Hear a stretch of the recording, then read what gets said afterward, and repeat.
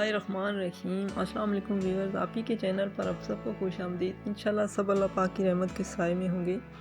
Viewers, आज हम अपने किचन में गाजर और चुकंदर का जूस बना रहे हैं, जिसके लिए मैंने 3 बड़े साइज़ की गाजरें ली और मैंने इसे गोल गोल इस तरह काट लिया है। और इसी तरह 3 चुकंदर लिए, ये भी ऐसे ही मैंने गोल गोल काट लिए हैं। तो चीनी जो है वो मैंने 1 कप लिया है, आप अपने टेस्ट के हिसाब से कम या ज़्यादा कर सकते हैं। पानी जो है फ़िलहाल 1 कप लिया है, अगर ज़रूरत हुआ तो थोड़ा बहुत और मैं डाल दूँगी। तो शुरू करते हैं जी। बिस्मिल्लाहिर्रहमानिर्रहीम।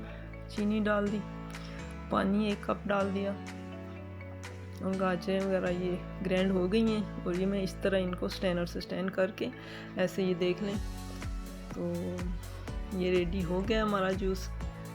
अब इसकी फ़ाइनल लुक ये देख लें, माशाल्लाह इसका कलर देखें किस कदर खूबसूरत, इतना मज़ेदार ये जूस बनता है। आम हालात में हम लोग गाजर या चुकंदर इतना नहीं खा सकते, और चुकंदर तो बहुत ही कम, बच्चे तो बिल्कुल भी नहीं खाते।